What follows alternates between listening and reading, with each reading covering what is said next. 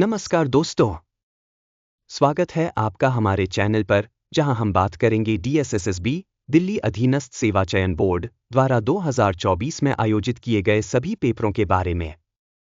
अगर आप भी DSSSB की परीक्षा की तैयारी कर रहे हैं, तो इस चैनल को सब्सक्राइब करें और अपडेट्स के लिए बेल आइकन दबाएं। यहां हम आपको परीक्षा से जुड़े महत्वपूर्ण सवालों को करेंगे ताकि बेहतर तैयारी कर सकें और अपने लक्ष्य को पा सकें। तो चलिए इस सफर की शुरुआत करते हैं। प्रश्न: निम्नलिखित में से किस राज्य में धार्मिक नृत्य उत्सव नोंगक्रेम मनाया जाता है? ऑप्शन: ओडिशा, मेघालय, तेलंगाना, छत्तीसगढ़। उत्तर: 2 मेघालय। व्याख्या: सभी विकल्पों का विश्लेषण। ओडिशा। ओडिशा का प्रसिद्ध नृत्य उत्सव गोतीपुआ और ओडिसी है।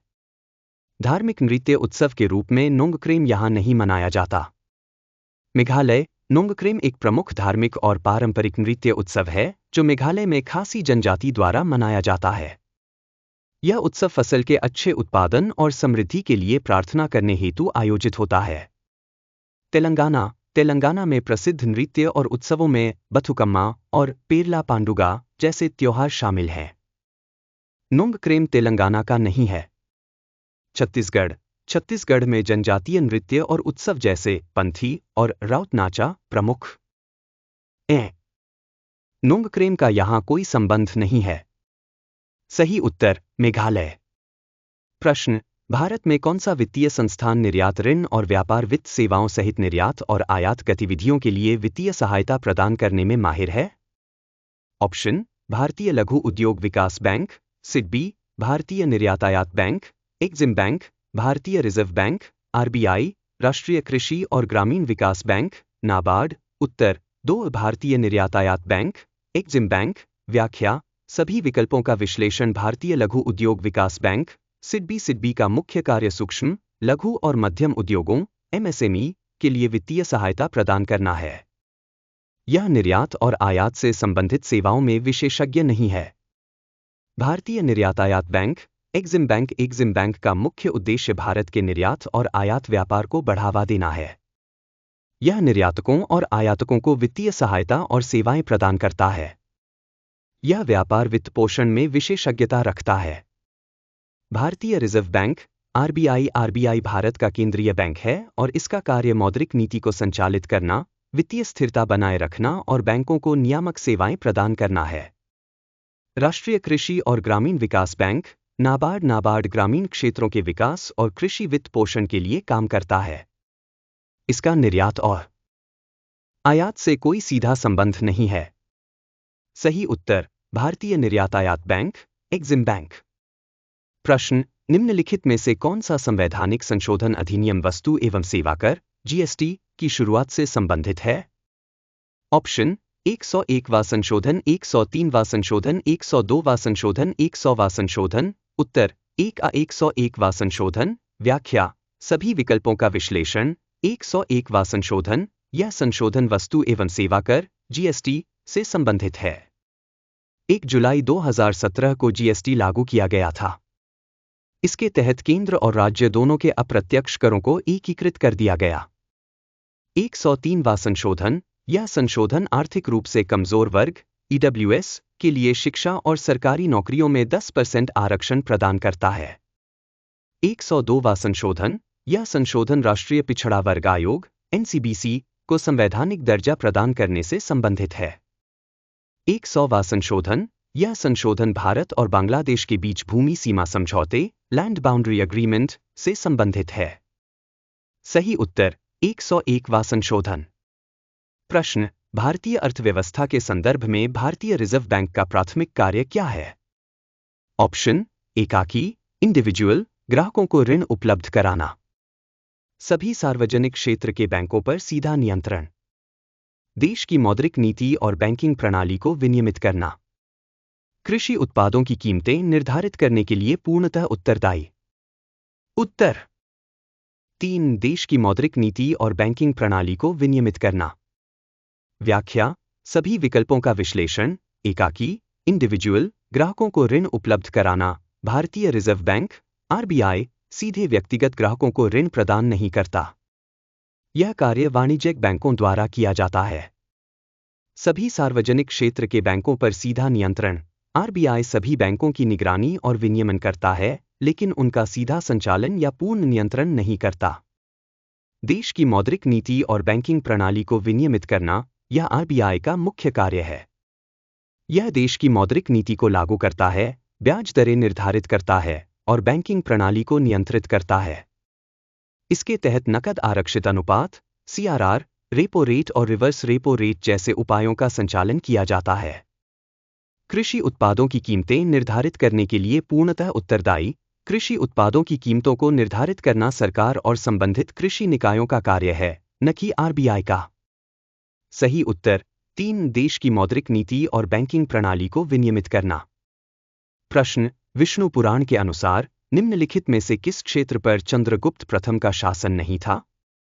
ऑप्शन, अयोध्या, मगध, प्रयागराज, वैशाली। उत्तर, 4 वैशाली। व्याख्या, सभी विकल्पों का विश्लेषण। अयोध्या, चंद्रगुप्त प्रथम का शासन उत्तर भारत के प्रमुख क्षेत्रों जैसे अयोध्या तक विस्तारित था। मगध गुप्त साम्राज्य की शक्ति का केंद्र था। चंद्रगुप्त प्रथम ने मगध पर शासन किया और इसे अपनी राजधानी बनाया। प्रयागराज, इलाहाबाद भी चंद्रगुप्त प्रथम के साम्राज्य का हिस्सा था। यह उनके साम्राज्य के अंतर्गत आता था। वैशाली, जो वर्तमान बिहार में स्थित है, चंद्रगुप्त प्रथम के साम्राज्य का हिस्सा नहीं था। यह क्षेत्र अन्य राजवंशों या साम्राज्यों के प्रभाव में था। सही उत्तर, वैशाली। प्रश्न, भारत ने अप्रैल 2024 में ब्रह्मोस सुपरसोनिक क्रूज मिसाइलों का पहला बैच किसे सौंपा? Option, Japan, Hong Kong, Thailand, Philippines. उत्तर, 4 फिलीपींस। व्याख्या, सभी विकल्पों का विश्लेषण। जापान, भारत और जापान के बीच रक्षा सहयोग मजबूत है, लेकिन ब्रह्मोस मिसाइल का सौदा जापान के साथ नहीं हुआ है। हांगकांग चीन का विशेष प्रशासनिक क्षेत्र है और भारत का इस क्षेत्र के साथ ऐसा कोई रक्षा सौदा नहीं हुआ है। थाईलैंड, भारत और थाईलैंड के बीच रक्षा और रणनीतिक साझेदारी है, लेकिन ब्रह्मोस मिसाइल का सौदा थाईलैंड के साथ नहीं किया गया। फिलीपींस भारत के साथ ब्रह्मोस सुपरसोनिक क्रूज मिसाइल खरीदने वाला पहला देश बना। यह सौदा दक्षिण चीन सागर में अपनी सुरक्षा क्षमताओं को मजबूत करने के लिए किया गया है। सही उत्तर, फिलीपींस। प्रश्न, निम्नलिखित में से कौन सा आय के चक्रीय प्रवाह मॉडल का एक क्षेत्र नहीं है? ऑप्शन, सहयोग, उत्पादन, सरकारी, घरेलू। उत्तर, 1 सहयोग। व्याख्या, सभी विकल्पों का विश्लेषण। सहयोग, आय के चक्रीय प्रवाह मॉडल में सहयोग, कोऑपरेशन का कोई क्षेत्र नहीं होता।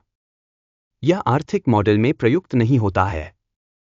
उत्पादन क्षेत्र आय के चक्रीय प्रवाह मॉडल का एक महत्वपूर्ण हिस्सा है, जहां वस्तुएं और सेवाएं बनाई जाती हैं। सरकारी क्षेत्र भी आय के चक्रीय प्रवाह मॉडल का हिस्सा है, जो कर संग्रह, व्यय और सेवाओं के वितरण से जुड़ा होता है। घरेलू क्षेत्र इस मॉडल का एक प्रमुख हिस्सा है, क्योंकि यह श्रम, पूंजी और अन्य संसाधन प्रदान करता है और उपभोग करता है। सही उत्तर, सहयोग। प्रश्न, निम्नलिखित प्रमुख भाषाएं किस भाषा समूह से संबंधित हैं? आसामी, बंगाली, बांग्ला, डोगरी, गुजराती, हिंदी, कश्मीरी, कोंकणी, मैथिली, मराठी, नेपाली, उड़िया, पंजाबी, संस्कृत, सिंधी और उर्दू। ऑप्शन, सिनो तिब्बती, द्रविडियन, ऑस्ट्रो-एशियाई, इंडो आर्यन। उत्तर, 4 इंडो आर्यन। व्याख्या, सभी विकल्पों का विश्लेषण। सिनो तिब्बती, यह भाषा परिवार मुख्य रूप से तिब्बत, उत्तर पूर्व भारत और चीन में बोली जाने वाली भाषाओं जैसे तिब्बती, बोडो, मीज़ो आदि को शामिल करता है। आसामी, बंगाली आदि इसमें शामिल नहीं है। द्रविडियन भाषा समूह में दक्षिण भारत की प्रमुख भाषाएं जैसे तमिल, तेलुगु, कन्नड़ और मलयालम शामिल हैं। यह उत्तर और पूर्व भारत की भाषाओं से अलग है। ऑस्ट्रो-एशियाई, इस समूह में मुंडा भाषाएं जैसे संताली और दक्षिण पूर्व एशिया की कुछ भाषाएं आती हैं। आसामी, बंगाली आदि इस समूह का हिस्सा नहीं है। इंडो आर्यन भाषा समूह भारतीय यूरोपीय भाषा परिवार की शाखा है। इसमें आसामी, बंगाली, डोगरी, गुजराती, हिंदी, कश्मीरी, कोंकणी, मैथिली, मराठी, नेपाली, उड़िया, पंजाबी, संस्कृत, सिंधी और उर्दू जैसी भाषाएं शामिल हैं। सही उत्तर इंडो आर्यन। प्रश्न, मार्च 2024 में हज यात्रियों को तीर्थ यात्रा के विभिन्न पहलुओं के बारे में जानकारी प्रदान करने के लिए केंद्रीय अल्पसंख्यक कार्य मंत्री द्वारा कौन सा डॉक्यूमेंट जारी किया गया था? ऑप्शन, हज गाइड 2024, हज पिलग्रिमेज मैनुअल, हज इंफॉर्मेशन हैंडबुक 24, हज यात्रा गाइडबुक 24। उत्तर 1, हज गाइड 2024। व्याख्या, सभी विकल्पों का विश्लेषण। हज गाइड 2024 मार्च 2024 में केंद्रीय अल्पसंख्यक कार्य मंत्री ने हज गाइड 2024 जारी किया। इसका उद्देश्य हज यात्रियों को यात्रा की तैयारी, प्रबंधन, स्वास्थ्य और अन्य आवश्यक जानकारी प्रदान करना था। हज पिलग्रिमेज मैनुअल, यह नाम सही नहीं है क्योंकि सरकार ने इसे इस नाम से जारी नहीं किया। हज इंफॉर्मेशन हैंडबुक 24, यह विकल्प सही नहीं है। सरकार ने आधिकारिक रूप से इस नाम का कोई दस्तावेज जारी नहीं किया। हज यात्रा गाइडबुक 24, यह भी एक काल्पनिक नाम है और मार्च 2024 में जारी दस्तावेज से मेल नहीं खाता। सही उत्तर हज गाइड 2024। प्रश्न, बाल गंगाधर तिलक ने बेलगावी जिले, जो अब कर्नाटक में है, में बॉम्बे प्रांतीय कांग्रेस के दौरान होम रूल लीग की स्थापना की। यह कांग्रेस अप्रैल में आयोजित की गई थी। ऑप्शन, 1917, 1918, 1919, 1916। उत्तर 4, 1916। व्याख्या, सभी विकल्पों का विश्लेषण। 1917, 1917 में होम रूल आंदोलन अपने चरम पर था, लेकिन इसकी स्थापना बाल गंगाधर तिलक ने 1916 में ही कर दी थी। 1918, इस समय तक होम रूल आंदोलन ने राष्ट्रीय स्तर पर लोकप्रियता हासिल कर ली थी, लेकिन इसकी स्थापना इससे पहले हुई थी। 1919 में जालियांवाला बाग हत्याकांड और खिलाफत आंदोलन जैसे मुद्दे प्रमुख थे। होम रूल लीग का गठन इस समय तक काफी पहले हो चुका था। 1916, बाल गंगाधर तिलक ने अप्रैल 1916 में बेलगावी जिले में बॉम्बे प्रांतीय कांग्रेस के दौरान होम रूल लीग की स्थापना की। इसका उद्देश्य स्वराज, स्वशासन की मांग को मजबूत करना था। इसी वर्ष एनी बेसेंट ने भी मद्रास में होम रूल मूवमेंट की शुरुआत की थी। सही उत्तर 1916। तो दोस्तों, आज की वीडियो में बस इतना ही। अगर आपको हमारी जानकारी पसंद आई हो तो कृपया वीडियो को लाइक करें, चैनल को सब्सक्राइब करें और अपने दोस्तों के साथ भी शेयर करें। अगर आपके मन में कोई सवाल हो तो हमें कमेंट में ज़रूर बताएं, हम जल्द से जल्द उत्तर देने की कोशिश करेंगे।